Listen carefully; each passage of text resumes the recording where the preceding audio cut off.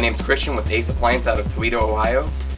Welcome back to another in-home diagnostic video brought to you by ApplianceVideo.com. Okay, today we're working on a Paykel Smart Load electric dryer. The customer is complaining about a squeaking noise. So what we're going to do is go ahead and start it so we can hear the noise.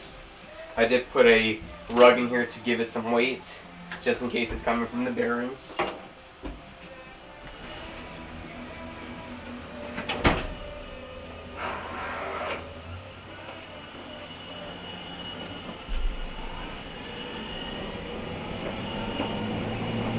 What was used today in the video for the diagnosis is a drill. You don't need one, but it has a number 2 Phillips head on it. You can use that, or a number 2 Phillips head screwdriver. We also use a number 6 flat bladed screwdriver to pry open the end caps.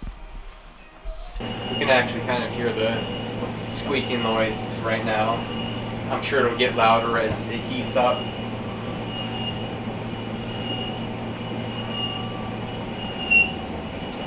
This is the noise the customer is complaining about. What we're going to do now is go ahead and stop the unit. We're going to go ahead and unplug the power supply so we don't get shocked. Set it to the side. Open the lid here. Now on each side, when you open the lid in the front, left and right corners, there's little tabs here. You can use a putty knife or a flat blade screwdriver to go ahead and pry them off a little bit.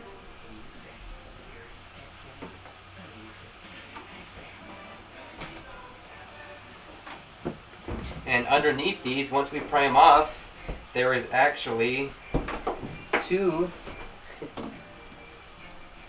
Phillips head screws.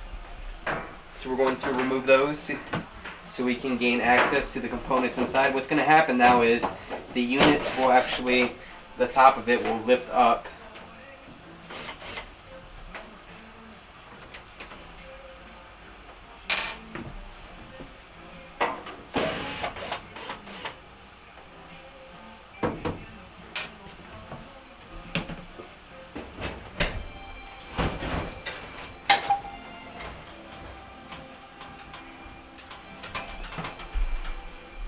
Once you remove the top off, there's 2 Phillips head screws on each side at the top here. You want to go ahead and remove them.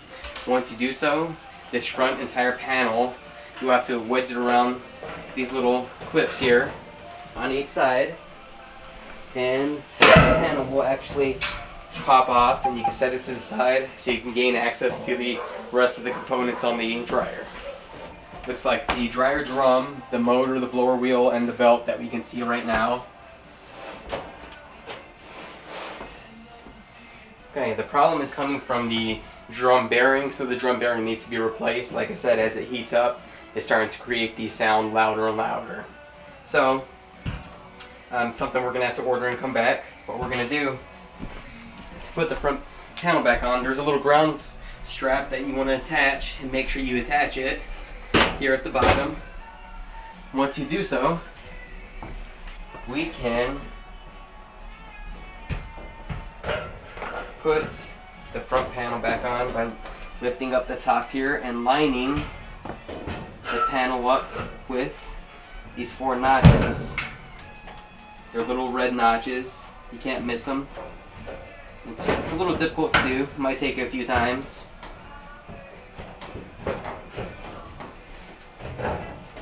Alright, so to give you a little tip so the front panel will slide on easier than fighting with it, you want to put the left hand side on first. There's two feet on each side with 2 notches that hook onto the base of the unit.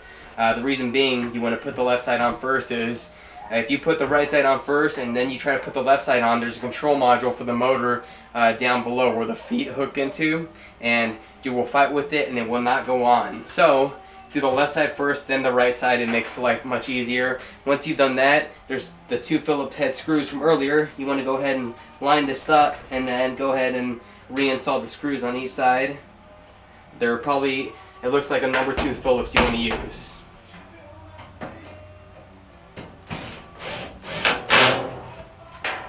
Go ahead and zip them in. Once you do so, you can actually lift the lid.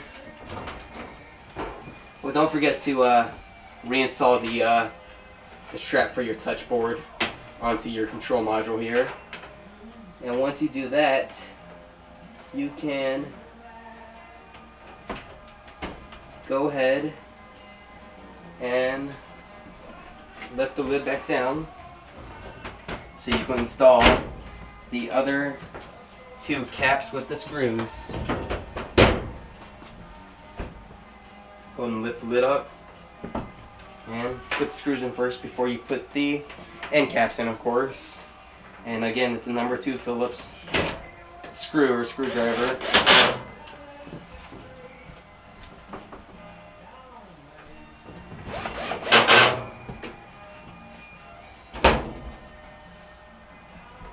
Now again, we diagnosed that this dryer needs the new dryer drum bearing.